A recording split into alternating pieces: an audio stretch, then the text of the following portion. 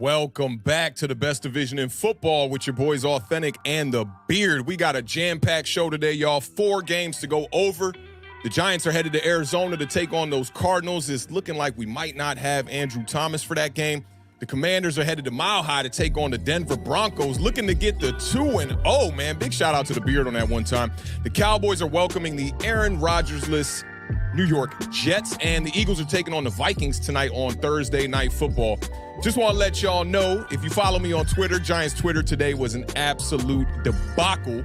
Even though they don't follow me, you best believe they're always watching the best television show not on TV. Let's get right to it. Bring in my brother, your brother, the best co-host in the whole damn country, especially in the whole damn DMV. Shout out my guy, the Beard, one time. What's good, brother?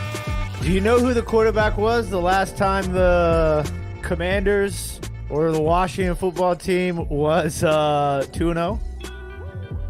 Let's go Mark Brunell. Rex Grossman. Oh, Rex Grossman. Rex Grossman. That guy. He's like the only other player that I really like. Just I never could get down with Rex Grossman. I had hate Rex for Rex Grossman like way worse than Taylor Heineke. Ooh, I wouldn't. You added that way, and I think that might have sliced it. I'll say worse. I will give you that worse, man. How you living, though, man? I'm good, man. I'm excited. I think tonight's going to be an interesting game. I always love a good Thursday night football, and facts. I kind of settling in a little bit more it's after wild that. How fast it crept up on us, right? Like, It's here. We got a game. I was like, okay, I know we got a show tonight, but I was like, damn, we got a game tonight, too. Yeah, let me, before we move any further, I just have to make sure I ask. Did you press submit on your lineups if you made any lineup changes? Yeah, in the Yahoo league that I'm in right now, there is no submit button. Once you do it, you do it. So that's awesome. Okay. I'm in a bad spot right now, fantasy-wise, bro. These rookie wide receivers, they are not panning out right now. So we're gonna see how things go. Yeah, so it's gonna be a very interesting week. Obviously, it's like you think about it, you're like, oh, it's only the second game, and then listening to Awthentik talk about, what the percentages are when you're 0-2, 9%. Things change a lot differently. And then you kind of got to remind yourself, because we've been in this, like, if you're a baseball fan, you're like, it's 162 games, so it's a little bit different. But then you get into football, 2 games out of 17 could mean a lot in the end of the season. So this is crunch time for some teams. And then obviously, listen, the injuries are piling up across the league. Yeah, man. That Aaron Rodgers injury is still not sitting well with me.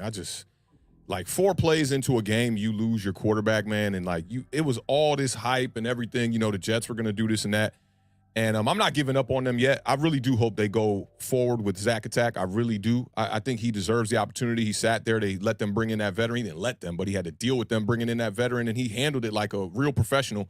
So I'm rooting for the kid, man. Except when they go up against my New York Giants, I hope we kick their ass, but outside of that, I'm rooting for the Jets, man. And you just hope these guys can stay healthy throughout the year, man. I know you lost J.K. Dobbins, man, and so many people are just dealing with little minor injuries, being banged up, entering week 2 as well, too. So I'm praying for health across the league. Yeah, it's very interesting, and I'm right there with you with the Zach Wilson thing. I think it's just so difficult for young quarterbacks now because you get no chances really, like in some of these instances, and then they're just gone. And so it would be a good story for football if Zach Wilson could rise up from the ashes, and be a good quarterback worth being drafted in the top 5 of the NFL draft. But I will tell you, I saw it right before we went live. I saw a very interesting scenario, and that being if the Tennessee Titans, Ryan Tannehill goes out here in week 2 and falls flat on his face again. Nah. Do they give up on him and move right into the Malik Willis, Will Levis sort of situation? I thought you were talking about maybe that going into the Jets. So trading Tannehill to the Jets? Yeah. Why? Why would the Jets make a move like that? That's such a lateral move right there. The dude threw 3 interceptions, and I think he was 18 or 34 in his first week. The Titans are 1,000% going to move on to Malik Willis. It's going to happen. And if it's not Malik Willis, it'll be Will Levis. Yeah, so who wasn't even active in week 1. Right. And they don't plan on it because he's listed on the depth chart right now as the 3rd-string quarterback. So no reason to bring in 3 quarterbacks into a game, waste a roster spot. You can keep one on the practice squad, and it doesn't contribute to the 53-man roster. But, yeah, if I'm the Jets, no way in hell I'm bringing in Tannehill. We're at week 2, man. He'd have to learn a whole new system. I don't know if he has any relationships with the offensive coordinator over there or what. He has some relationship over there, I believe. a tight end coach for the Jets was OC or tight end coach for the Titans at one point. This is how my mom would tell me. It's a bad idea. But out of all the bad ideas, I thought it kind of made sense for both teams. You know, nah, man. If I'm the Jets and I'm gonna bring in another quarterback, it got to be Tom Brady.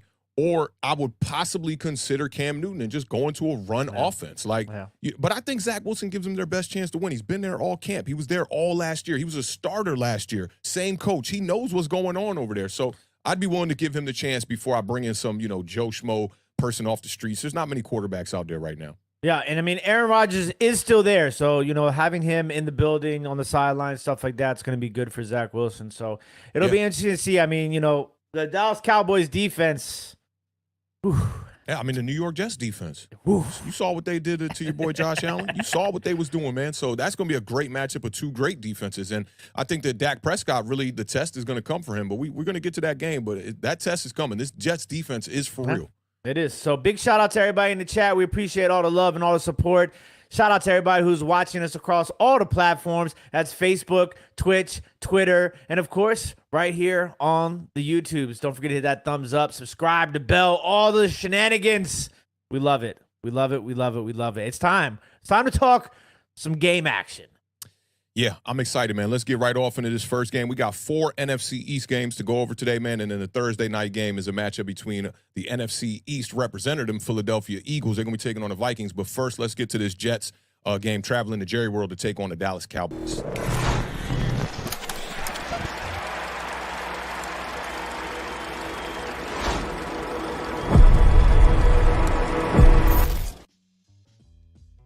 All right, man. I'm looking forward to this game, man. Two great defenses. The Dallas Cowboys, after week 1, are looking like possibly the best defense in the entire NFL. This game is Sunday at 4:25 on CBS, actually. The opening line has the Cowboys favored by 3.5. I think it moved to 9.5 now with no Aaron Rodgers, which is crazy. 9 now? Yep. So last meeting, the Jets beat the Cowboys 24-22. That was in October of 2019. The game was in New York. Last week, the Jets beat the Bills 22-16 in overtime with that beautiful walk-off punt return from the homie Xavier Gipson. That was awesome to see. And the Cowboys beat the brakes off the Giants. We don't even need to go there. We don't even need to talk about that score because that game was a straight-up embarrassment. The Jets are looking for their first 2-0 start since 2015. Despite losing Rodgers, the Jets did win last week on that punt return I talked about from Xavier Gipson and whatnot. The Cowboys were great at home last year, so this kind of makes me want to lean this a little bit more towards the Cowboys, give them a little bit more than that 9. The Cowboys won their final 8 home games last season after losing the opener in Tampa Bay. That was the only home game that they had lost all season. For the Jets, no Aaron Rodgers is going to be out for the season with the Achilles injury, and I know the Beard is happy to hear this again. We talked about it all last season, man. Awthentik is back. Jack. Zach was 14-21 for 140 yards last week, 1 touchdown, 1 interception. He was sacked twice on the day. Wilson was perfect in the fourth quarter, 3 for 3 for 41 yards. And this is a crazy, crazy stat that I found about Zach Wilson. Zach Wilson has the 3rd best passer rating at 106.3 in the fourth quarter amongst all quarterbacks with at least 50 total dropbacks. He trails only Cincinnati's Joe Burrow and guess what? Dallas Cowboys, Dak Prescott, who has a 107 rating in the fourth quarter as well. And Breece Hall last week, I mean, just quietly amazing, man. 127 yards on just 10 carries. I'm no mathematician. That's 12.7 yards per carry. So this is going to be a really, really good test for the Dallas Cowboys offense.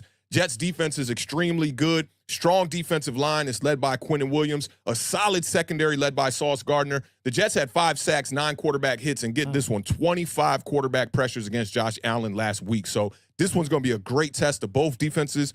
Dak and his offense will definitely be tested. Prescott did join Aaron Rodgers, which would have been a great matchup if Aaron Rodgers was in this game, as the 2 only quarterbacks to reach 25,000 yards and 1,500 rushing yards in their first 100 games. Dak Prescott did it in 98 games. CeeDee Lamb, he had 4 catches last week in the opener after finishing last season with 10 consecutive games with at least 5 receptions. So that streak is broken. But CeeDee Lamb and Tyreek Hill, they were the only wide receivers with the reception of over 40 yards in the whole entire league last week in week 1. Shout out to Monique for hitting us up pre-show. Love when Monique does this. Monique is such an unbiased Cowboys fan because she's not going to just be on her homer vibes and just be saying we the greatest team. She's going to find reasons to support why they're a good team and find reasons to, not support why they're a good team and be able to agree with people and have a reasonable discussion on it. But she hit us up. She said, playing for one team, Dak Prescott is the longest tenured quarterback in the entire NFL. I don't know if you missed that text that she sent to us, but that's amazing. Crazy. Like, not enough people are talking about that. Teams have been moving on from quarterbacks, trading quarterbacks, drafting quarterbacks, and all along that, the Dallas Cowboys have stood strong having Dak Prescott as their quarterback. Now, for the Cowboys defense, we know they led the NFL in week 1 with 7 sacks. Osa, I'm not even going to try to pronounce his last name correctly here, had his first 2-sack game for Dallas. Dorrance Armstrong had 2 sacks in that game against the Giants as well. Micah Parsons and DeMarcus Lawrence had a sack each. Micah Parsons had, speaking of them being good at home and winning their last 8 at home, Micah Parsons has 15 sacks in 17 home games for the Dallas Cowboys.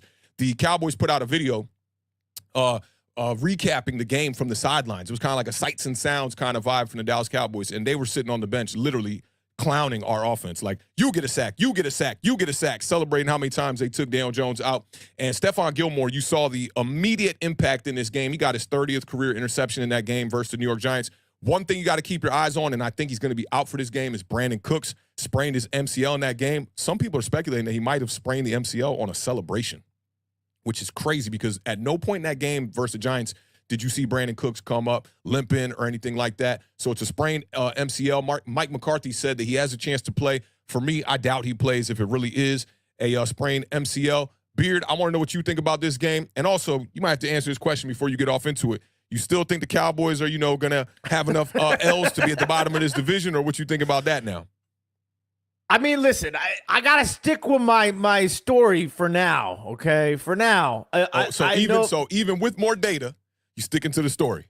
Well, yeah, because the data is a little insufficient, It was one game. It was kind of like an anomaly game or one of those weird games. So it's just insufficient data, Like, my data, I haven't reached my maximum data in my plan yet. Once I reach that maximum data to my plan, and, when do you think we're going to get there? When do you think we're going to get to that maximum data? I think this is going to be a good game to add data for. Defensively, okay, I'm still they're waiting. going up against the Jets. I think this is going to be a good test for their offense. But Zach Wilson, until Zach Wilson, can take that fourth quarter rating into quarters 1, 2, and 3. I'm going to need another matchup before I start, so jumping the gun. Three matchups enough data? 3 to 4. Or you need 5? 3 to 4. We'll go 3 to 4. So y'all, Cowboys fans in the chat, y'all heard it here first. When we get to week 4, I'm gonna call this out on him, and I'm gonna see where he stands on it. But let me know what you think about this game, bro. I think the Brandon Cooks injury is definitely something to watch out for because, if they were going against the Jets defense, maybe that wouldn't have been one of my top things I have on this beautiful spiral notebook right here. But because they're going up against the Jets defense, I think it's going to be something to keep your eye out on because, even though Brandon Cooks didn't have like a crazy game, just having him on the field with CeeDee Lamb opens things up because we talked about it before with what, the Cowboys were working with offensively when it was just CeeDee Lamb and, Noah Brown and a one-legged gallop, literally galloping or, around sort of situation, But Tony Pollard, I thought, looked good. Obviously this is a game that is going to be a little bit skewed with statistical errors and just nonsensical like equations because it was 40-0, so it's kind of tough to really get there. But I still think Tony Pollard looked the part. Obviously, for those of you that don't know, I'm a big Tony Pollard believer. I thought he should have been the number 1 back last year. But yeah, I think he can handle it. But this is a different beast. The New York Jets defense is totally insane. Just absolutely legit across the board. The Whitehead, who had 3 interceptions, right? He had a clause in his contract. The Whitehead had 3 interceptions. He popped off, huh? 3 interceptions in the season, he hit a bonus. What did he do? He got 3 interceptions in one game. He already hit his season-long bonus right there. And we're not even talking about Sauce. Sauce is going to be all over the field. And, I mean, the way they were getting to Josh Allen was just absolutely insane. So this is going to be a test for Dak Prescott. Absolutely a test. But don't get it twisted. The New York Jets better figure something out, too, because, boy, that offensive line was pretty bad. I mean, they got it together a good bit in the second half there. I mean, yeah, but even though, listen, we talked about Zach Wilson and him running backwards, for umpteen amount of yards. Yeah, almost 100 yards backwards. That man was literally running backwards for 35 yards. So we'll see how they can handle the Dallas defense because It's going to be interesting because that's going to be a matchup that I just think you got two really good defenses. Which one of these offenses is going to be able to, overcome the defense is going to be the big issue. I think you're going to see a heavy. I think that's an easy question to answer, I would say. We'll see. But I think you're going to see a heavy dose, three-headed horseman of Cook, Hall, Carter. Okay? You're going to see a nice law firm in the backfield, and I think that Carter. Cook, Hall, and Carter, okay? Call them if you get into a traffic accident and you need a lawyer fast. Call Cook, Hall, and Carter, okay? But watch that. That's going to be the key for the New York Jets. If they can hold on to the ball, find a way to sustain some drives against that defense, because I think Zach Wilson passes the ball maybe 17 times in this game. Something really low like that. Nothing against Zach Wilson. I don't know if they have the offensive line capability to block this Dallas team to be able to throw the ball. You might be overinflating the offensive line, but I mean, Zach was only sacked 2 times in the last game. He's good at evading pressure. I mean, he's good at that. He holds the ball kind of long, but he's good at evading pressure and throwing the ball. But that was Buffalo. We're going up against Dallas now. I mean, you say Buffalo like it's I don't know. Buffalo without Von Miller, but if you put Buffalo defensive line and just defense in general against Dallas's defense, I think it's safe to say. I'd say Buffalo's a top 10 defense. Well, then what is Dallas? Top 10 defense. Oh, we can't give me a little bit more, like a 5 or 3? I can give you a top 5. I can give you top 5. They looking like a top 1 defense right now. So I think this game's going to be a defensive game. It's going to be low scoring. Yeah. Very low scoring. And I listen, Jets are going to cover 9 points. Jets are going to cover 9 points. Wouldn't surprise me. It's not that hot of a take as you made it seem with that pen over there. Like, Willie Beeman's going to score 3 touchdowns. I don't think either one of these teams gets out of the teens in this game. You said they don't get what? Out of the teens. Out of the teens. Okay, give me your score prediction while we're at it, and then I'll give you mine. We'll wrap this one up. Dallas Cowboys 17, New York Jets 16. Yeah, I knew you'd be a damn fool if you didn't pick the Dallas Cowboys. I know everybody in the chat was probably waiting for me to take the Dallas Cowboys. Yeah, I'm going to say that this game's going to be a little bit higher scoring than you anticipate. The Dallas Cowboys offense really didn't even get a shot against the New York Giants because they just weren't on the field. It seemed like they were just scoring every play. And you also got to look at the factor of their defense possibly being able to get a takeaway, put them in good field position, short field. It might not lead to big numbers for Dak Prescott, but I think it'll lead to points. I'm going to take the Cowboys in this one, 28-13. Ooh, okay. All right. It's going to be interesting. We do have some love in the chat. Big shout out to our guy, Lax Fo with the $4.99 super chat says, fellas, urgent one. DeAndre Swift, Zay Jones, or Tyler Algier at the flex. He can pick 2 of the 3. It's not looking good. I'm going to give you this. I think you take Tyler Algier 100%, okay? The question here is going to be, do you want to risk it for the biscuit on DeAndre Swift?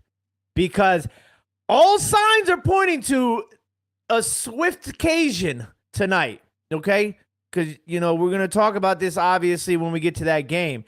But on Thursday nights, when all signs point to one guy, I feel like something happens, and next thing you know, we got Boston Scott and Rashad Penny carrying the ball 20 times between 2 of them. So I would take the risk on Swift, and I would go Swift and Algier just because logic is pointing to DeAndre Swift having a big game tonight because of the injury, obviously, to Kenneth Gainwell. But if you don't want to risk it on Swift, then you go Zay Jones and Algier. Yeah, Algier, you got to plug in here. He had a good game last week, 2 touchdowns. I think he had like 70-something yards. I'd go Swift just because I think he's going to get a little bit more volume today. But the thing about DeAndre Swift, and I noticed this in Detroit, is they never like to give him the volume of carries that normal running backs get. You got to hope that he can add to the passing attack and catch some passes out of the backfield and possibly get into the end zone. I still think he's a better play than Zay Jones, so I'd go with those 2. Well, good luck with that, Lax. Let us know that's a how tough one, that Lax. goes. I am playing massive amounts of DeAndre Swift on DraftKings tonight, so I'm riding the risk train with you if need be. Also, big shout out to Stephen Lilly from across the pond with the What's up, £5 Steven? super chat. Says hi, you guys. Congrats to Beard for your Commanders win and Awthentik. Well, on to the next game. Let's go Giants. Let's go numero 56. GOAT. Your Appreciate you, mind was brother. about to try to say that 56 in Spanish. I bet, and was. you like, 50 nah, y seis. Let me chill. It just wasn't Shout out going to Stephen roll Lilly off the one time. tongue. Facts. Big shout out to Zach G with the $1.99 super chat. This is a fact. The The beard. hottest takes. I have the hottest of takes. He does it on purpose, yo. Like all our friends that we grew up with, they just be like, yo, he do that on purpose. He just trying to, be a funny guy. He be doing that on purpose. But sometimes, more times than not, they actually come to fruition. Subjective. We appreciate all the love to everybody in the chat. Shout out to everybody who's watching. We see you guys, and we love you guys. Most definitely. Let's get off into my game here, man. Talk about these New York Giants headed to Arizona to take on them Cardinals. Giants are on the board with 11:16 to go here in the third.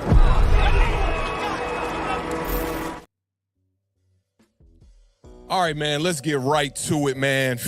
Man, these New York Giants, man, they better get it together going into this one, man. So the Giants are headed to Arizona to take on the Cardinals. Kickoff is at 4 p.m. Sunday on Fox. The Giants are favored by 6 in this one. The last meeting, Cardinals beat the Giants 26-7. That was in 2020.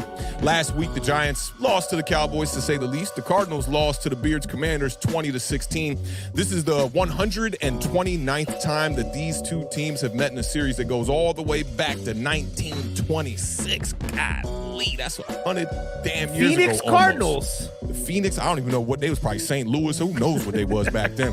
The Cardinals have faced the Giants more than any other franchise. The Cardinals have won 4 straight and 5 of the past 6 against the Giants. Giants are coming off their worst opening day loss in New York Giants history. Golly, 35-0 against the Cowboys in 1995 was our worst lost opening day ever until we lost to the Cowboys again here in 2023. That is just, God damn, that's just terrible. We got a face-off of 2 brothers today. Brothers Azeez Ojulari and BJ Ojulari will face each other for the first time in their NFL careers, but wait a minute here. We got some injuries for the New York Giants. Azeez Ojulari coming in here with a hamstring injury. Andrew Thomas coming into this game with a hamstring injury. Darren Waller coming into this game with a hamstring injury. You get a hammy, you get a hammy, you get a hammy. Shout out to my homegirl, Fitty Smalls, who tweeted that out earlier yesterday. Also got Deonte Banks coming in with a calf injury as well. So this one's going to be a little wild, man. It's 2 winless teams going up against each other. Just 171 yards of total offense last week from the New York Giants. The Cardinals took that L to the Commanders, and they lacked a little bit of offense as well. But one thing they did really well against the Commanders last week was stop the run. They held the Commanders to just 92 rushing yards, 3.3 yards per carry. And the Cardinals also pressured Sam Howell on over 50% of his attempts. Not quite what Daniel Jones was dealing with, but definitely got some pressure on him. No Giants wide receiver last week registered over 40 yards. Dobbs was pressured on 39% of his dropbacks versus Washington. So, New York, we got to get it together. We got to get some pressure on this quarterback. He's only been there for a couple of weeks. But Dobbs did throw to Zach Ertz 10 times in that game. This was super surprising. I thought that Jake Ferguson had it rough with Dallas last week. He threw to Zach Ertz 10 times.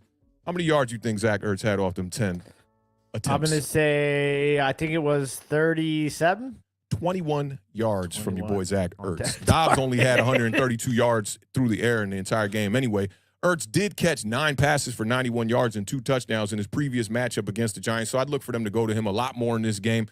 He also has 1 touchdown reception in 5 straight games against the New York Giants. You can't forget Zach Ertz was a Philadelphia Eagle for a long time there before they traded him over to the Cardinals. And I think we also got to watch out for James Conner, 14 carries for 62 yards. That's 4.4 yards per carry. I think you're going to see a heavier dosage of James Conner in this game. And the Giants didn't play the run well last week, although it wasn't that many carries for Tony Pollard. He was averaging 5 yards per carry last week. Now, I'm going to start with coaching here because we're talking about the reigning coach of the year when we're talking about Brian Daboll here. And Saquon, under 12 attempts in 3 straight games, I'm going to keep talking about that. That, to me, is not okay. It's just not okay. we got to come into this game with a better game plan. And for me, I don't know if y'all saw the video we dropped this morning, a little quick, like 2-minute teaser. I talked about it, man. We got to go RTDB, run the damn ball, right? If they don't go out here and go run the damn ball, they better go out here and put up 40 points like the Dallas Cowboys did against us. I would need to see an impressive pass attack from the New York Giants to ignore neglecting Saquon Barkley again. Now, my man Bass brought this to my attention earlier today. James Palmer said this about Bill Belichick on Brian Daboll. He said, Daboll is one of the only coaches I've been around that can be an elite offensive coordinator as well as be an elite defensive coordinator. So high praise from Bill Belichick. Dating back to last season, the New York Giants, we know we have a good coach. Everyone feels great about it. You know, he comes in here and what's supposed to be a rebuild with Joe Shane, and the Giants end up winning 9 games. So that's a good thing. But I just think that, you know, first week, maybe some jitters, maybe, you know, just a little rusty. Got to knock that rust off. Brian Daboll's got to get out here, and he's got to coach a better game this week against the Cardinals. Now, when I first put this little batch of notes together, I was like, we must protect Daniel Jones. I changed it to how will we protect Daniel Jones? No Andrew Thomas, most likely in this game. I think it'd be a smart idea if his hamstring is bothering him to sit him on the bench for this one because we got a tough test against the San Francisco 49ers coming up the following week. And Jones is coming off a game where he was sacked 7 times. Now, 6th-year undrafted free agent Cardinals linebacker Dennis Gardick. He had 2 sacks versus Washington, and he was the one responsible for the strip sack as well that led to a touchdown. The Cardinals had 6 sacks last week with 5 different players. So you got to find a way to protect Daniel Jones. And to me, that's going to be doing a lot of rollout. Go back to the Pat Shurmur stuff that worked with Daniel Jones. Roll him out, them little flood concepts, make the reads very easy on him. Try to get this running game going. Try to keep Daniel Bellinger in for some chips. A lot of 12 personnel. That's what I would like to see in this game. But even on top of that, if Jones does get the protection that he deserves and that he needs, he's going to have to play better. Now, Daniel Jones, his QBR last Sunday, it was 8.4. He was top 10 in QBR last season. I tell people QBR don't matter that much. Jacoby Brissett was also top 10 in QBR last year. And to me, when I just do the eye test, Jacoby Brissett didn't look like, oh, wow, this dude's top 10 anything. Okay, but he was playing decent football. I think Daniel Jones was playing decent football. And I also think that Daniel Jones' season last year is a little bit inflated. A lot of people like to call it a great season. I'm going to call it a good season, right? Good. Now, I know they paid him $160 million, but we need to do whatever we have to do to win this game. This is not about one player. This is not about Daniel Jones. This is about the New York Giants. And, you know, Monique sent us that awesome text, you know, talking about Dak Prescott. Her brother, on the other hand, sent me something extremely terrible on Twitter. He tagged me, and it was Eric Bieniemy pretty much saying, like, you know, as the coach, the only number I care about is the stat that I care about the most is wins. And I'm W. like, Find the alphabet in the W. Like, of course, bro. Like, what do you expect the coach to say? Like, no, I need my quarterback throwing 350 yards and wins are secondary. Of course he's not going to say that. So I think the genes, the football genes, we're going to give them to Monique. I don't know if they're Parasucos, Sergio Valentin, whatever they are. We're going to give them to Monique and that family. But this is the other thing, too, I wanted to talk about. And I told the Beard I had some awesome nuggets. And he was like, oh, I saw this nugget running around Twitter. I was like, bro, I posted that one other nugget, which was no team had ever done the following within one entire season. Lost the game 40-0. Lost the sack battle 7-0. Lost the turnover battle 3-0. Had a field goal blocked return for a touchdown and a pick 6 all in one season. No team has ever done that in one season. One more Daniel time, Jones a and the whole New York season. Giants, they did that in one game to open up the 2023 season. But that's not the nugget. Now, y'all know me. I like to go digging. I'm in this chair all day, right? People be like, man, what? You don't got no time. You need to go touch some grass. Man, shut up. I don't need to touch grass. I'm going to sit right here, mix these records, make these beats, and look and dig into these numbers. That's what I'm going to do. Worry about you. I'm going to worry about me. Now, Daniel Jones, okay? If you remove the Minnesota Vikings, because we all know the Minnesota Vikings defense, extremely fraudulent. Jalen Hurts did what no other quarterback has ever done when he played up against the Minnesota Vikings defense. Dak Prescott had his second highest completion percentage of his entire career when he played against the Minnesota Vikings. And Daniel Jones, I think it was like a certain amount of rushing yards, over 300 passing yards, whatever. First player to ever do that. Fantastic. We'll get a couple of those for you 3 quarterbacks representing the NFC East, the best division in football. Make sure you tune in Tuesdays and Thursdays, 7 p.m. Eastern Standard Time. But if you remove the Minnesota Vikings performances, this is not a good stat, okay? This is not a good stat. I'm just letting y'all know right now, this is not a good stat, okay?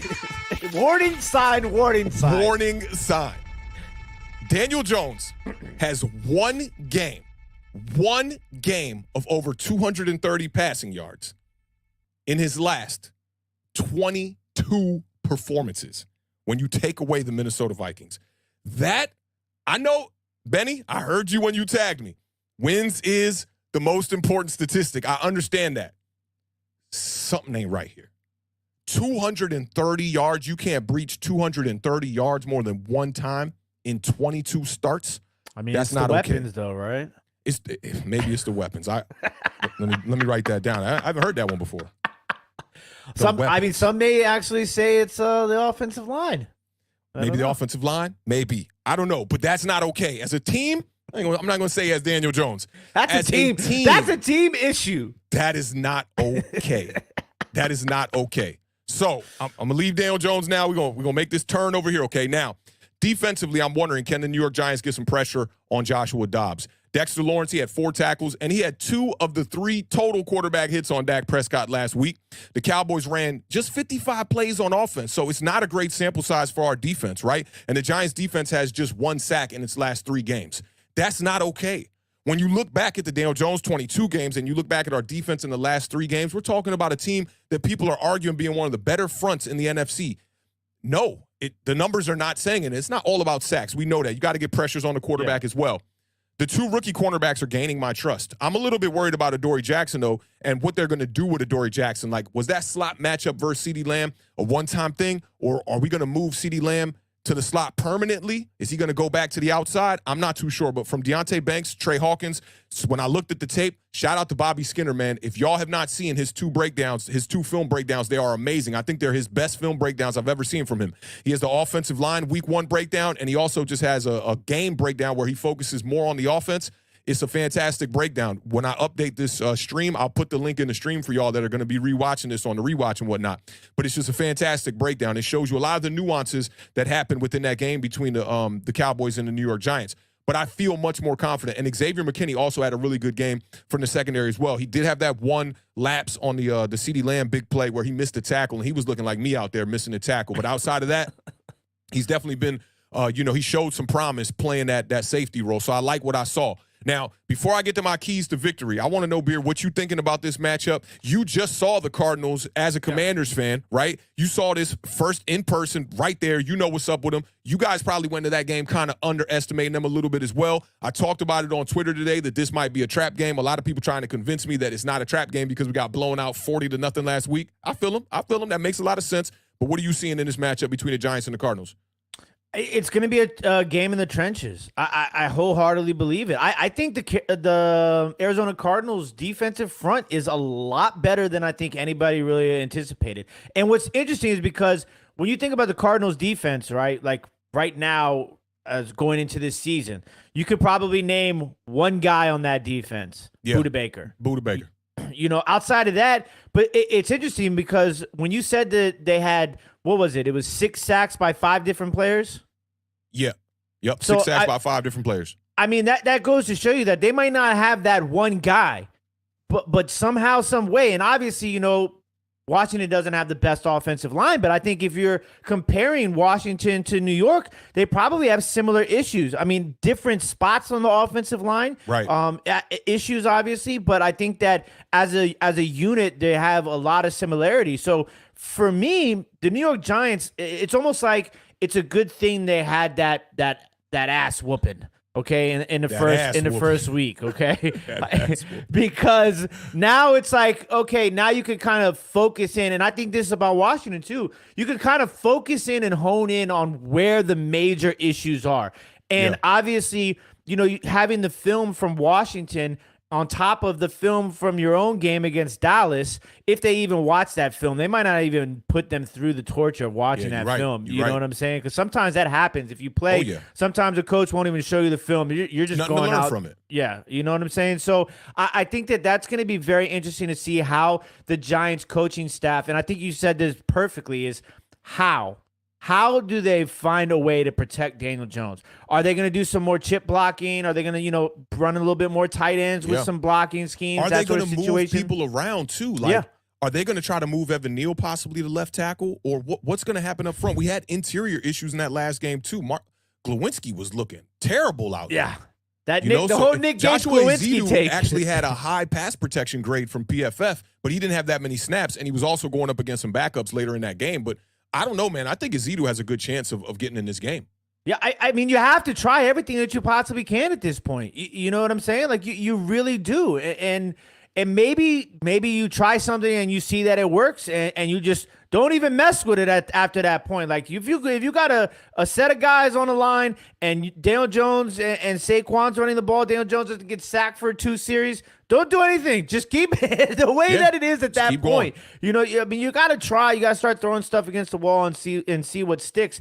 But I think that's going to be something that's really interesting to me. And another thing is, I think the speed of some of the Arizona Cardinals players is super underrated. I love the Rondale Moore, Marquise Brown situation. I think that there's a lot of versatility with those 2 guys, and I think you got to have to keep your eye on them because there was a couple of plays that Washington defensively gave up that were really big plays. Oh, yeah, the reverse to Marquise Brown, and then that big play to Rondale Moore for like 31 yards. So I just, you don't want to give up those sort of big plays like consistently throughout a game. You know, when I say that, I always reflect back to Washington because what happens is like your defense can be playing really well, and then a 3rd and 13, and next thing you know, you're giving up a 30-yard play to Rondale Moore, can really be damaging on the overall outcome of a game, especially when your offense might be struggling, which right now, based upon the small data sample size that we have of New York Giants, the offense is struggling. Yeah. You know, so I think that's something you want to keep your eye on is the speed of some of these Arizona Cardinals players.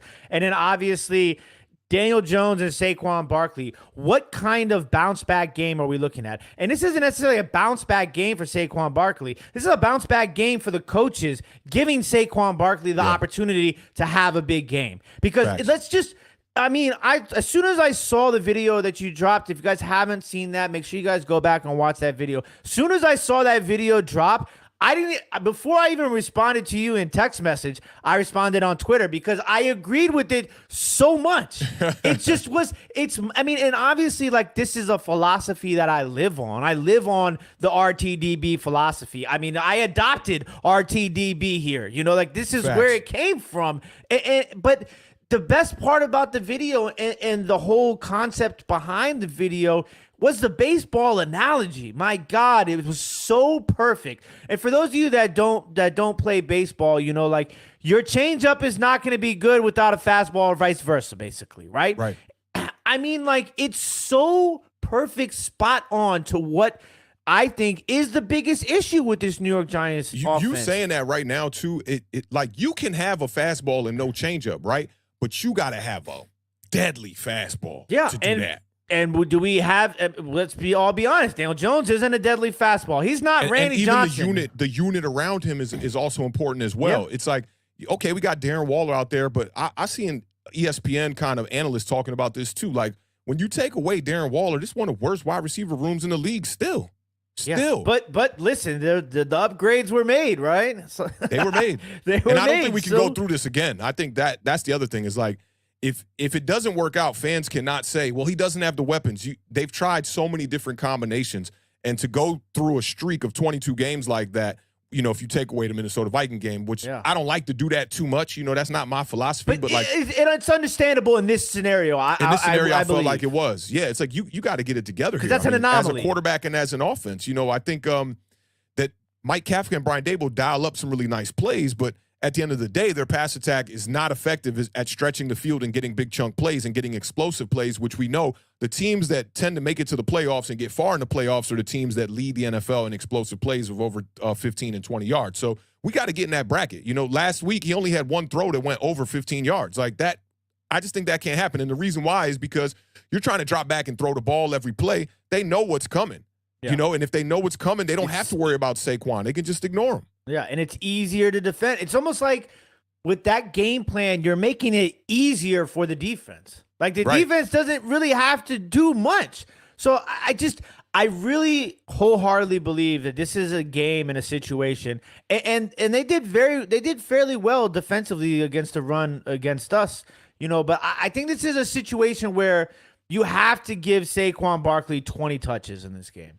I just think it has to be a bare minimum 20 touches for Saquon Barkley. And the thing is, too, is like, I'm not asking you to go out and go run, pass, run, pass. You know what I'm saying? And this is something I'm going to talk about with the Commanders also. It's easy to sit down and say, I want you to be like a 50-50 run pass or 60-40, right? It's not necessarily about the end number. It's about the in-game numbers, mixing it up in-game. Like last week, it was with Eric Bieniemy. It was so heavy, pass in the beginning. And the end of the game, you see the numbers, right? They're fairly close to 50-50. But it's like in-game, if you're passing the ball, and with Daniel Jones too, with Saquon Barkley after that first drive, what was it? It was 6 straight pass plays? 6 straight. It was a 3 and out. Then we got the ball back after Dallas scored a field goal. And we once we got the ball back, we ran 2 pass plays, and then on the third one, it got intercepted. And then they tried to get back to the run after that. Yeah, so it has to be a mixture of the in-game, Oh, you know what else, too? I went back and I looked at because there was a statistic from Dan Orlovsky where he talked about 35 of like the 60 plays that the Giants had ran were either for no gain or negative gain. So more than half the plays we ran on offense were for no gain or negative gain. So I went back and I looked at the game to see how many of those were Saquon Barkley. He had 1 run that was a no gain, and that was it. Everything else was positive yards. So I don't understand it. And what you're talking about, that in-game balance, let me tell you where that is so pivotal. First down. On first down, you should almost damn near be scripted on the way you split pass run. The Dallas Cowboys, I saw this on Bobby's breakdown. I promise y'all, go watch this breakdown. It's so good. Bobby pointed out the Dallas Cowboys would just run backwards on some of the runs where Saquon was getting the ball on first down because they were so programmed that the New York Giants are going to run play action on first down. So, I mean, you got to think about that. Daniel Jones is literally handing the ball to Saquon, and you got their middle linebacker running backwards in coverage, almost like Tampa 2. You know how like Tampa 2, a middle linebacker turns his back to the quarterback, and he's just sprinting down the field. So it's like they clearly studied the tape. And talking about those receipts today, right? One of the receipts I brought up, and shout out to Entertainer. I know he hasn't been on Twitter and all that stuff. I've been encouraging him to come back and rap with your fans, bro. Talk to the people that, support you on a daily basis, because in an L like this, they looking for us. People are looking for those giant overreaction therapy sessions, and they're looking to find a way that, maybe my team could win next week. So I do think as content creators, we have an obligation to show up, right? And I had one with Entertainer where he was talking like a couple of weeks ago about, during preseason when we had the drive where Daniel Jones was 8 of 9, he was like, this is just a vanilla type of play calling system here. You're not going to see none of these type of vibes in the regular season, right? Wait till you see the tricks that Brian Dable has up his sleeves when we get to Dallas. And he was extremely confident about winning this game against the Dallas Cowboys, right? So we get out there against the Dallas Cowboys, and what was it? To me, it looked a lot like last year. It looked a lot like the preseason. And it looked like the Cowboys were way more prepared for this game than the New York Giants were from a standpoint of looking at tape and studying the other team. Like, they knew what we were going to do. It was nothing to it. Like, you could see that they saw these plays and they were confident in their coverage. Sometimes you could look at the whole shot that Daniel Jones missed where he threw the interception to Saquon Barkley. Like, they're just leaving Hodgins out there because they know we're not going to pull the trigger and throw that fade route out there. So I think the preparation for the Cowboys was great.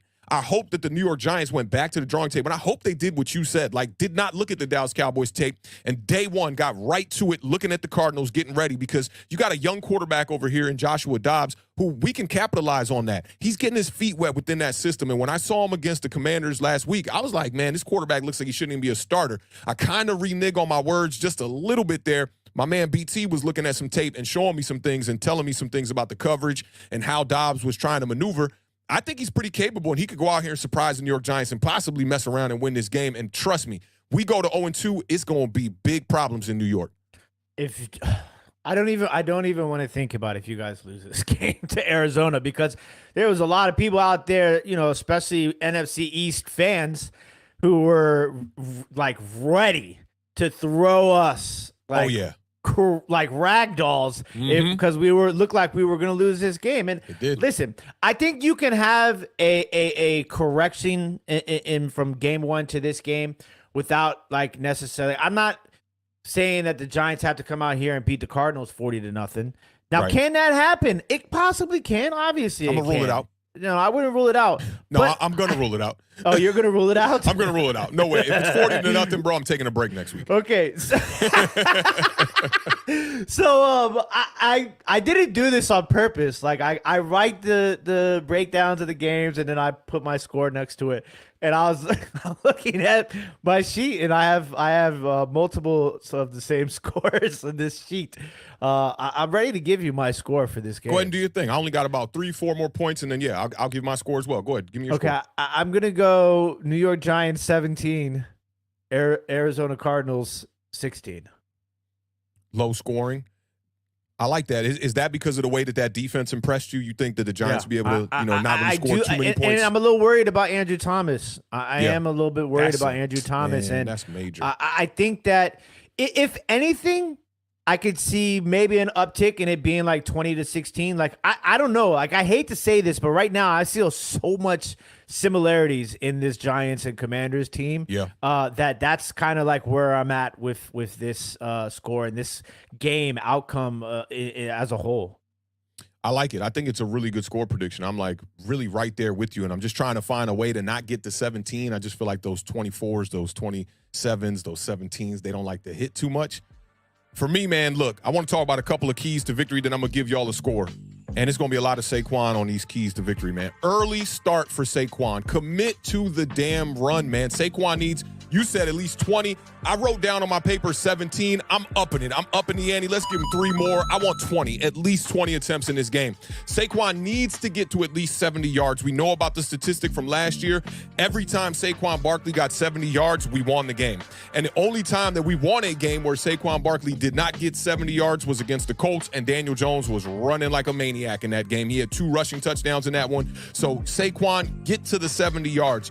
Do not, I repeat, do not let this Cardinals team get an early lead. It is going to be a nightmare for this New York Giants team trying to climb back into this game, trying to throw the ball. When we just saw what happened against the Dallas Cowboys, we know the Cardinals defense is not quite there, but I do not want to see us down on the scoreboard, throwing the ball a ton, and then becoming very predictable. All right, now also, if Saquon is effective, I promise y'all, Giants fans, I'm promising y'all, I'm guaranteeing this shit right now. If Saquon is effective, you're going to get that big play from Jalen Hyatt. I promise you. I'm promising you that right now. Clip this shit up. Get it ready. I'm promising you that Jalen Hyatt is going to get a big play. It's all about starting with Saquon. It's all about what the Beard talked about, the changeup and the fastball. It's all about that, okay? And then maybe we could throw a curveball in there at some point, too. We're going to see how that works out. Now, keep that game close so you can rush Saquon in the second half. In the Dallas Cowboys matchup, Saquon Barkley had 1 second half attempt. That is unacceptable. I don't give a damn if you're down by 500. RTDB. Y'all know what it is, man. Shout out to the gang in the building one time, man. Hopefully we can get this W. I'm taking my New York Giants. I predicted that the New York Giants were going to win this game when we did our record prediction as well. And I was sneaky with things, you know. I predicted that the Giants would win against the Dallas Cowboys on the show last week when we did the preview show. But if you go back to the record prediction show, I told y'all the Dallas Cowboys were going to sweep us this year. So I'm being a little tricky. I'm kind of, using some semantics to reach my way around here and maybe try to predict this whole damn schedule right. We're going to see. I picked us to beat the Cardinals when we were entering the year. I'm going to pick us to beat the Cardinals in this one. I'm going to say, let's go 19-13 New York Giants. I like it. I like your score, too. This game, I think we're very aligned because I have expectations after that dog walking last week, and I think you really got a good sense of, like, what kind of team the Cardinals are from the matchup that y'all had with them last week. So I definitely like your score on this one. It's an interesting way how they, they looked at Awthentik and the Beard and said, you know what, we're going to set this schedule up nicely for Awthentik and the Beard, And did they? Damn, because these next 4 weeks after this one, good God, it's going to get ugly, man. Shout out my guy Sal one time in the building, man. Make sure y'all go support Sal, man. Sal is, I always talk about value in the New York Giants community, right? If you're going to start something new, try to bring something new. And Sal and Monty, they're definitely doing that. They're doing a show called He's a Giant. You can just search that, He's a Giant or He's a Giant podcast. Sal, I got to make Sal a moderator over here too. Sal, put your link in the chat, man, so people can check out your channel. They're pretty much just scouting all the college players right now. I think they've scouted over 70 players. They're saving quarterbacks for last. You know how that goes. So definitely check them out, y'all. That's going to be a really good podcast that y'all want to be first to. You know, when your artist first drop his first mixtape and you like, yo, my man 50 is fire. By the time the first album, Get Rich or Die Trying, comes out and he got a bunch of bandwagon fans, you like, I'm kind of over 50 Cent now. So you don't want to do that with Sal. Make sure y'all go subscribe, man. He's got an awesome channel over there with Monty. We're going to jump into this. Let's just jump right into it, DeBeard. Let's go right to the trivia section right now. And we're going to be giving away, what we giving away tonight? Man, let me get the music queued up, man. You give them the rules, give me the Price is Right voice, all that good stuff, man. All right, ladies and gentlemen, it is time for trivia here at Awthentik and the Beard. We do have some prizes here. So we have a absolutely beautiful Leonard Williams green mosaic refractor prism. If you're a Giants fan and you win, if you are a Cowboys fan and win, nice little CeeDee Lamb inside the numbers card right there. That joint right there, though. And then we still have a beautiful Terry McLaurin card, die cut, color match, prism refractor out of Select. And we also have some Eagles stuff as well if we have any Eagles fans in the house. But yeah, we got some prizes ready to give them away. So we got a trivia question coming up, and I'm going to go ahead. And lastly, let me get those rules real quick. I need those rules. I was getting ready to go into Gotta get the voice right? Ladies and gentlemen, welcome to Awthentik and the Beard's Trivia Night. We are going to give you guys a trivia question. And remember, these are the rules. It is going to be the first person that we see in our chat in order to be fair due to different servers provided by internet companies may look different on your end than it does on our end. So in order to be completely fair, we will go by who we see first in our chat.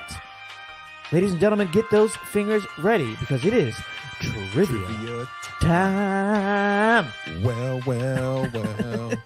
All right, y'all. Today's trivia question is centered around the New York Giants. Big surprise, right? Big surprise. Y'all know how we do over here at Awthentik and the Beard. Shout out to the gang in the building, man. Y'all know what it is.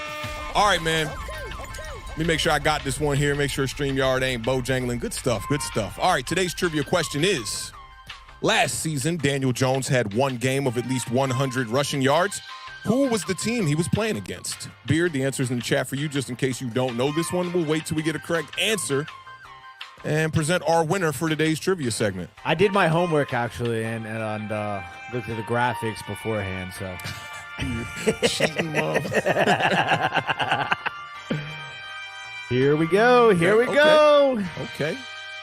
Hey, Sal, I see you, boy. Not boule. Ukone. See, I love how people are just like they're putting the answers in. Yeah, I like it. I like it. Shout out Juice Jones one time in the building. Shout out Gregory in the building. What's poppin'? Bobby in the building one time.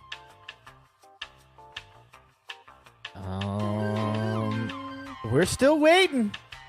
Come on, guys. Who's a real New York Giants fan in here one time, man?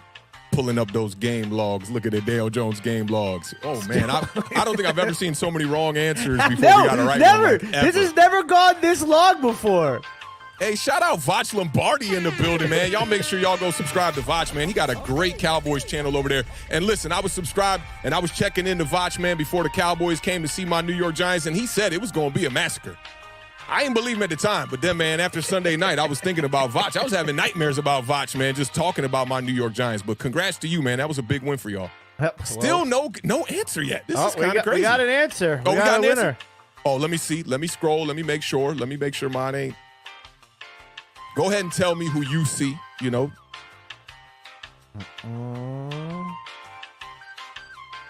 Simeon said none. Oh, yeah, I see it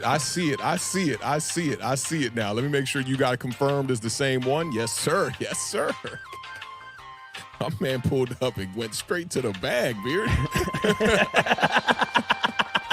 All right, y'all. Today's answer for today's trivia question is Jones rushed for 107 yards in Week 7 of the 2022 regular season game against the Jacksonville Jaguars. Listen. I don't know how y'all did this, Giants fans. I don't know how y'all did this, but y'all let Vach Lombardi come up in here and win the trivia as a Cowboys fan, man. Big shout out to Vach. Cowboys fans. 2 weeks of trivia. Cowboys fans, two Cowboys fans. That is absolutely Congratulations, ridiculous. Mike. Oh, that's backwards. Congratulations to my guy. You're going to take home this CeeDee Lamb card inside the numbers. 88 or behind the numbers. This is out of Panini Zenith, so congratulations. You're taking home that CD Lamb card. That's Shoot us fire, a DM on Twitter. And yeah, you shoot us a your DM on address. Twitter, Vach, or you can send me an email at awthentik@allornothingstudios.com. Twitter's probably easier, man. And we'll get that shipped out right to you, man. That's awesome. Congrats to the homie Vach, man. I think it's the first time I've seen him in the chat. He does his show with the homie Skywalker Steel, man. They yo, I'm telling you, as far as Cowboys go, they put on a great show. High quality, great takes, all of it. Inside the numbers, all that stuff, man. Vach, and they're with the volume with Colin Coward, man. So big shout out to them, man. They doing big things over there, man. Two of my favorite podcasters in the NFC East, man. Big salute to Vach one time. All right, Beard, let's do this. Let's take a little quick commercial break real quick, and then we'll come back. And what we got your game, and we got one more game with the Eagles, and we'll get them up out of here for this Thursday night kickoff. We're going up against the clock. We got 15 minutes, y'all. Hang tight. We'll be right back. Your wide receiver on IR? Aw, shucks. Your running back keep fumbling every week? Man, damn it all.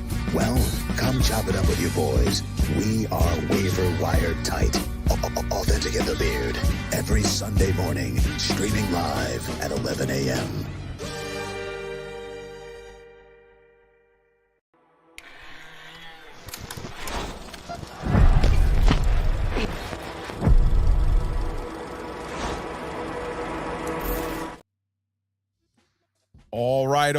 All right, man. Let's get to the Beards Commanders one time. I'm definitely looking forward to this, man. The Commanders are 1-0, taking on the 0-1 Broncos at 425 on Fox.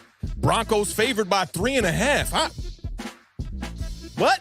That don't make no damn sense. Last meeting, the Broncos beat the Commanders 17-10. That was in 2021 in Denver. Last week, Commanders beat the Cardinals 20-16. The Broncos lost to the Raiders 17-16 in a close one. I mean, when I looked at the box score of that game, I mean, equal on all fronts, man. The Broncos offense last week versus the Raiders, Russell Wilson, let's start with him.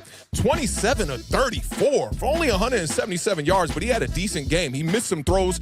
If you missed it, Kurt Warner on the QB Confidential did a breakdown on that whole entire game. You definitely got to check that one out. Russell definitely missing a couple of throws on that one. He was only sacked twice in that game. 79.4 completion percentage, man. That is what's up. And his 108.8 quarterback rating was the second highest of his Bronco career, his Bronco tenure.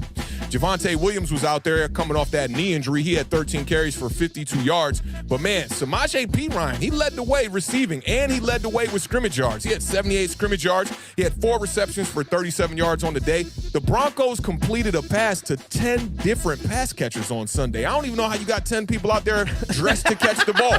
Don't make no sense. But it was just 4.5 yards of play for Russell Wilson and the rest of that offense. Now, the Broncos defense last week, they kept Davante Adams in check, I'll say, for a guy like Davante Adams of his status. 6 catches for 66 yards for Davante on the day. But Jacoby Myers, man, he shined in this one. 9 receptions for 81 yards, 2 touchdowns, all on Broncos cornerback Damari Mathis. So if I'm the Commanders and I'm Terry McLaurin and I'm Jahan Dotson, I'm going right after that man, Damari Mathis. I mean, every damn play I'm going to be trying to score on him. They didn't sack Jimmy G at all in this game. They did force 1 interception. The Raiders only punted 1 time in this entire game. Low scoring one, 17-16 it was. Both teams were 5 of 11 on third down. Both teams committed 10 penalties. Ooh, got to clean that up a little bit. And both teams had 22 first downs. Beard, how you feeling about heading a mile high to take on them Denver Broncos one time, man? Well, to believe it or not, I think these teams are also very similar off of their first game productions, offensively and a little bit defensively, obviously, as well. Both of these teams have players that they did not have in week 1, possibly making their return in week 2. Both Jerry Jeudy and Chase Young were full participants in practice today. Now, wait, Jeudy didn't play in that first game? Nope. Hamstring when he was out. Okay, that's going to be great. That's going to be great for him to get him back. So both Jeudy and Chase Young were full participants in practice today. So that's going to be interesting to see if one of those guys or both of those guys can make it to the field, because both of those guys are obviously same draft class. Both of those guys have had some injury problems throughout the course of their career, and they're looking to have big years. So I think it's going to be interesting to see which one of those guys, if not both of those guys, come and play, and if they have an impact on the game immediately. Now, as far as the Washington Commanders go, I think I have hit a level of concern with my preseason predictions, and I am coming back down to earth. I think that this team is going to have a really bumpy road here, and I think it's going to be a lot of ups, but there's going to be a lot of downs as well. So I'm kind of trying to look at this now as a progression season, okay? I just need to see things progressing as the season goes along. Now, maybe we still get to 10 wins, maybe we don't, but right now I've kind of lowered my expectations for the Washington Commanders. I'm going on a week-to-week basis. This is kind of like living from paycheck to paycheck right now, the Washington Commanders sort of status, okay? Now, one of the big things I want to talk about before we get into, obviously, the roadmap is I just want to see a different run-pass balance. And obviously, I hinted towards this when we were talking about the Giants game. It's just that I thought Bieniemy did a fantastic job of adjusting in the second half, but it was just too seesawy. It was either all run or it was all pass. I need to see that at the park kind of like, can we get it to sit at the same level sort of situation? Okay. Like I need to see some of that action. No tipping obviously. of the scale. Now, another thing to keep an eye out on, Frank Clark got hurt in practice this week, and he's going to be out for a significant amount of time, so he will not be playing in this game as well. Now, the one guy you want to keep your eye out on in that Denver Broncos defense is a guy I've been talking about since the day he got drafted, Patrick Surtain. The guy is an absolute dog. You got to keep your eye on him. He's going to be probably all over Terry McLaurin like he was. I'm pretty sure he was all over on Devontae Adams, which opened up the door for Jacoby Myers. So I expect Jahan Dotson to have a huge game. He didn't have a great game. Nobody had a great game in week one for the Commanders. You talked about him, averaging 70 yards a game. Him and McLaurin together only had 71 yards total. Yes. So yes. I know those expectations are starting to come down.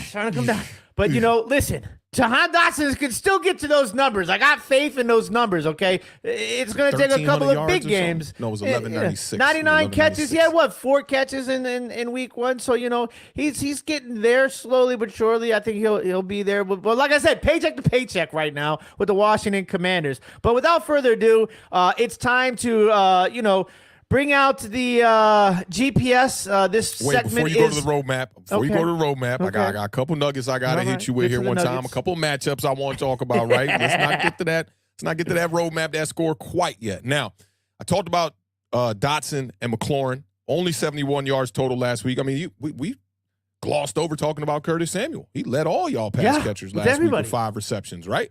So he's the guy right now. I think he's the one that could possibly eat in this matchup. But when it comes to key matchups, for me, it's going to be Washington's D-line against the Broncos' offensive line. Now, Broncos left guard, and I think this dude just got paid a pretty nice sum here. Ben Powers, he struggled in preseason, allowing a lot of pressures, but he allowed 0 pressures versus the Raiders. Now, the Raiders' interior defense is not nowhere near as good as Washington's is. They have great guys on the edge there, but they do not have the interior kind of guys that Washington has. Now, the Raiders don't have a Jonathan Allen, and we'll start right there. Allen already has 1 sack on the year, 34.5 in his career. Dude is a beast and can also stop the run as well. And last time Washington played Denver, Allen had 4 pressures and 1 sack. So I'd imagine that Sean Payton's going to try to go to like a quick passing game, try to do a lot of misdirection, try to get his running backs into space and whatnot. But Jonathan Allen, and I cannot go without talking about Daron Payne as well, but over the past 2 seasons, Allen and Payne have combined for 32.5 sacks, 50 tackles for loss, and 82 quarterback hits. They're good. They might be the best interior duo out there, to be honest. We've been saying it for a while. I know you have, but you say a lot of stuff for a while. It's not true. This one might be true. I might have to give you this one for sure. Now, if the Commanders want to win, Jonathan Allen and Daron Payne are definitely the keys. Montez Sweat is like that little rabbit's foot that you had hanging off the keychain. I still have it. Yeah, that's Montez Sweat right there. Last week, 2 sacks, 2 forced fumbles, 2 tackles for loss, and a quarterback hit. It's the 6th game of his career where he had at least 1.5 sacks. And then you talked about it, Chase Young, full participant. So that D-line should be much better in this game. And they were good last week against the Cardinals. I'm looking for them to step it up and be the backbone of the reason why the Commanders can win this game. Now, Russell Wilson, he's coming off of a season in which he was sacked a career-high 55 times in just 15 games. So he is susceptible to getting tackled by people when he's trying to evade pressure, obviously, right? And the other thing is, no team scored fewer points than the Denver Broncos in 2022. Now, Russell Wilson's statistic line looked pretty good, but all in all, they only scored 16 points last week. They So were that's bad not in going the to get red it done. zone. Very bad. They were horrible in the red zone Yeah. last year.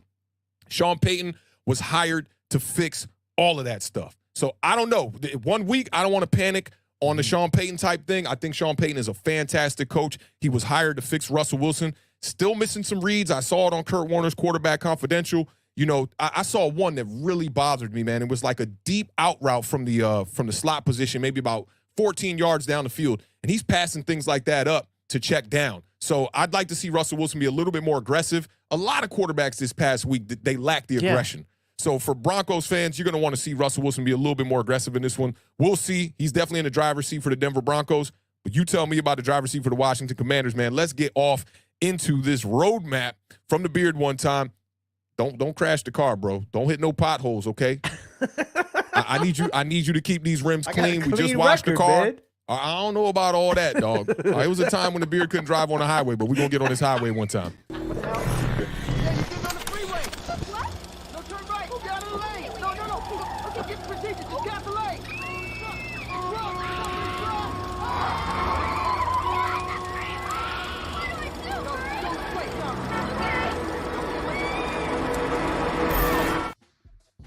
Ladies and gentlemen, this is the roadmap to victory. Now, this roadmap might be a little bit different than some of the roadmaps you might be used to hearing from the Beard. But we're going to give you a way, a path, okay? Remember, we're in higher elevation, okay? In more ways than one in Denver, okay? We're going to be riding through some mountains. You know, shout out to the graphics department and the title department because we have high expectations for this game for the Washington Commanders, okay? But the expectations that are high are, once again, paycheck to paycheck. Okay, we have to have less turnovers than last week. Okay, so I'm not saying 0 turnovers. I just want to have less than 3 turnovers this week.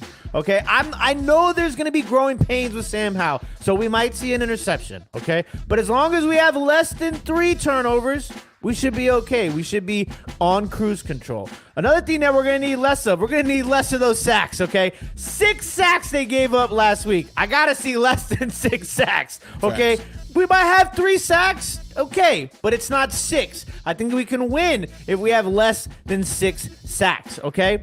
Next thing, we gotta have more of. I need more than a dub. If it's 21, I'll take 21. Okay. I just need more than a dub, okay? Because this is not the Arizona Cardinals, and nothing against the Arizona Cardinals, but this is going to be a little bit of a tougher competition. So we're going to need less of some things and more of some things. I need more than 20 points. I need to get to that 21. That's where I like to sit at, okay? Now, we have to have the defense step up like you talked about because we are relying on the defense. I need the defense to stick to what they were doing in week 1. I'm going to need 2 turnovers from the defense, okay? This is the big thing right here that I think is going to be key to the success of this team, not just in this week, but moving forward. We're going to have to win the time of possession, which we did in week 1.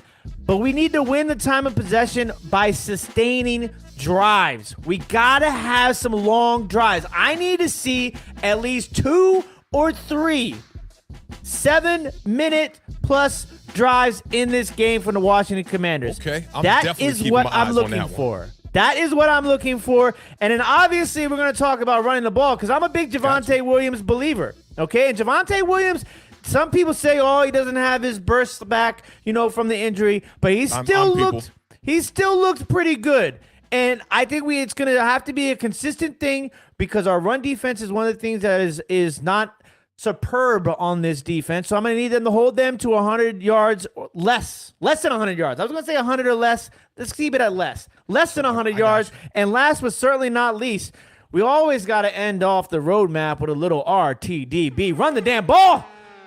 I'm going to need at least 120 yards on the ground. You know what's crazy? You want to know who the last player to have a running play of over 50 yards for the Washington Commanders was? 50. I'll just take a wild guess and not waste time. I'm going to say Adrian Peterson. Darius Geis. I was thinking Geis, man. I remember the run because he ended up getting hurt on one of his long runs too, man. So I need to see a breakout run. I don't care if we have a breakout run that gets us that at 120. I would like to see a long run play from this Washington Commanders team. That'd be nice. I like it. Shout out to Finesse AJ one time in the building, man. I hope all is well. He said, if we finish the game with more points than Denver, we will win. that's how he said you talking. And I thought this one was good, too. Somebody said, oh, yeah, Simeon says, the Beard drove cross country on side streets and trails. That's a fact. Big shout out to the gang. Let's give them a score one time, man. I'll do the same, and then we'll just hurry up, get to this Eagles matchup, and get them up out of here. I'm going to go 21-17. Washington Commanders. Ooh, I didn't think about this score on NFL.com on YouTube. Almost everybody picked the Broncos to win this game. The Broncos favored by 3, so this is pretty much a pick 'em with them being at home. Dude, you said on Twitter you were picking us. I said that? Did. I gotta stick by my story. All right, I'm going Washington Commanders in this one, a close one. I'll give you your 21-20 Commanders. I like it. I like it a lot. I like it too, man. All right, let's go ahead and take them into this next game one time.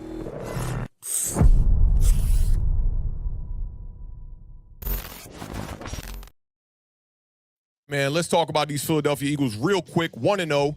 They are taking on the Vikings. I actually had a little typo on this that I had to go back and fix with the graphics department. I thought this game was in Minnesota, but this game is actually in Philadelphia. So my notes still say at Minnesota, but that is wrong. Kickoff is tonight in about a good couple of minutes here. Now, last week, the Vikings lost 20-17 at home to Tampa Bay. The Eagles won 25-20 in a really close game against the New England Patriots. Last meeting, the Eagles defeated the Vikings 24-7, where both teams scored all their points in the first half. I think this one's going to go a little bit different. Jalen Hurts had a slow start last week. Hurts passed for 170 yards and a touchdown, and he rushed for 37 yards. He also had a fumble on the day as well in his win over the Patriots. It was Jalen Hurts' first game since signing his big offseason contract where he's guaranteed 179 M's one time. My man got to the bag. Big shout out to Jalen Hurts, man, over here at Awthentik and the Beard. We knew it from jump that Jalen Hurts was going to be a good quarterback. He had 35 total touchdowns a year ago. And I want to talk about something just real quick here.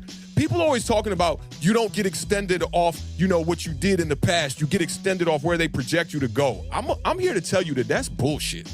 Because no quarterback who does not put pen to paper is going to go out there and get a contract like Jalen Hurts got. You got to go out there and get that body of work out there, and then you will get extended. And, of course, a little bit will be off projections, but most of it is off what you just did. He took him to the Super Bowl. Got paid off what he did. He took him to the Super Bowl, and Jalen Hurts, he got paid off what he just did. Now, Kirk Cousins absolutely has got to be better. Now, he had a pretty good game as far as yards and touchdowns and all that, but he did have an interception last week, and he lost a pair of fumbles. That's 3 turnovers. They lost the turnover battle 3-0, and we know how difficult it is to try to win games when you lose the turnover battle like that. Like I said, he had the 344 yards, and he had 1 touchdown. Shout out to my homie Engraven, because my man from Minnesota needs to keep it clean one time. Definitely got to keep it clean here. The Vikings only had 41 yards on the ground last week, man. You got to fix that. I know they missing Dalvin Cook. Madison takes the lead role as the back. He ain't looking like a lead running back right now. TJ Hawkinson also had 8 receptions, but just for 35 yards on the day. I want to see them exploit the matchups with Jordan Addison. That kid is definitely a playmaker. He had a touchdown last week, 61 yards receiving on 4 receptions. And this is the other thing, man. If the Vikings OC, I believe it's Wes Phillips over there, is going to neglect Justin Jefferson in the second half, I'm going to need Kirk Cousins to just ignore him and go feed Justin Jefferson. I talked about this on the parlay. I said the magic number for Justin Jefferson is 10. When Jefferson was given at least 10 targets last year, the Vikings went 9-2. They were 6-1 when he had at least 10 receptions. On Sunday versus the Bucs, he had 9 receptions, 450 yards, and they ended up losing a close game. He had just 2 catches for 12 yards in the second half. So definitely, man, ramp that up. He's the best player, maybe. He's the best wide receiver in the NFL. So give this guy the targets, give him the receptions that he deserves. Justin Jefferson's going to be matched up most likely against Darius Slay in this matchup, who had a pick 6 last week, man. He looking like the same old dog. I don't know. Like, Father Time is not catching up to Darius Slay. I don't know what's going on there. But running back DeAndre Swift, too, only 1 carry for 3 yards. And I always talk about this. I talked about it in our video with the Giants. Identity. Philadelphia Eagles, they can throw the ball. I know that. They got A.J. Brown. They got Devonta Smith, right? They got all these. They got Goddard out there. They can throw the ball for sure. They got, what's my man, Quez Watkins on the bench. He can catch the ball deep down the field, but their identity is running the ball. Jalen Hurts, read option. Getting these running backs involved. It almost doesn't matter who is the running back, so it really don't matter. So get back to your identity, run the ball. No James Bradbury tonight. No Kenneth Gainwell tonight. No Nakobe Dean tonight. And Hurts, I'm going to tell you this. Keep the pressure off Jalen Hurts. Last week when he was pressured, he had a QBR of 7.1 in week 1. And Jalen Carter, I saw the Football Scout put out a video on a tape breakdown. Jalen Carter is him. That guy is ferocious, strong, and he's quick to get to the quarterback. I keep my eye on him tonight. This is going to be a tough one. I'm going to let you tell me what you think, and then we'll pick scores. We'll get folks up out of here. The other name you forgot to mention of who was out is Blankenship, who low-key is very important for that defense. So no Blankenship, no Bradbury on that defense. Going to go up against Kirk Cousins, who threw for 344 yards last week. The Philadelphia Eagles, with those guys, allowed Mac Jones to throw for 392 yards. Don't be disrespecting Mac Jones like that. I'm just saying. You saying Mac Jones better than Kirk Cousins, and I hate Kirk Cousins. Hey, Mac Jones had to throw the ball 57 times last week to get to that number. Very good point. Awthentik always has a rebuttal, ladies and gentlemen. But that is going to be something to keep our eye out on. No Bradbury, no Blankenship, Kirk Cousins. That pass defense, they're going to have to rely on that front to get to Kirk Cousins and not give him any time to get rid of the ball. That's going to be the key for the Philadelphia Eagles. This game also is going to have to tell us what the Philadelphia Eagles really think about DeAndre Swift. Because if Kenneth Gainwell is out and you have DeAndre Swift and he doesn't, and it goes 1 carry and 1 reception again, there's a problem in Philadelphia with DeAndre Swift, and you might as well trade him to the Indianapolis Colts right now, okay? Because that has to be an issue that everybody is going to be looking at in this game. Obviously, Rashad Penny, who was a healthy scratch last week, must be active tonight in order to add some balance to that running back. Now, listen, Scott. I was just going to say, if you're a betting person, you might as well throw some bet on Boston Scott to score a touchdown at some point in this game. No Boston Scott touchdown? Okay. Well, he's not playing the Giants. He's not playing the Giants. Listen. When he's playing the Giants, you bet the house on that. He's going to get one. So that's kind of what I'm looking for. I really think that this is going to be a fun game one way or another. I'm going to take the Philadelphia Eagles to win this one. It's not going to be 17-16, but it is going to be 27-20 Eagles over the Vikings. Okay, so we both picked Dallas. We both picked New York. We both picked Washington. You remember last time I did this, right? It didn't work out for you, did it? Oh, it definitely worked out for me. Detroit Lions with the Kansas City Chiefs. Remember that one? I'm going Minnesota Vikings here. I think that the X factor is going to be Brian Flores. That defense should be much better than how they played them last year.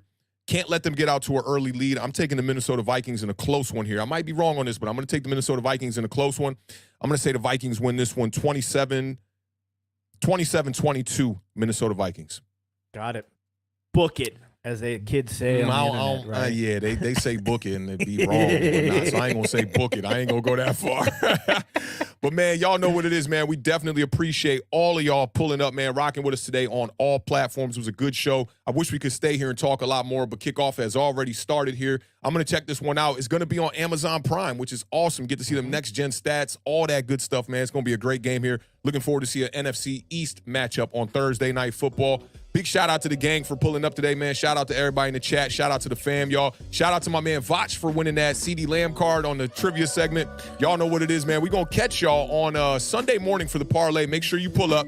And also, the Beard over here doing some crazy. Did y'all see the Beard's face one time, though, when that graphic popped up? That was hilarious. We'll blame it on StreamYard on that, man. But y'all know what it is, man. Keep living those dreams. Keep raising that bar because the universe flows in Technicolor and surround sound. Rest in peace to the podcast. Go Combat Jack. We'll see y'all on Sunday morning, man. Pull up 11 a.m. Get your fantasy right, man. Until then, enjoy these games. We'll see y'all then. Peace.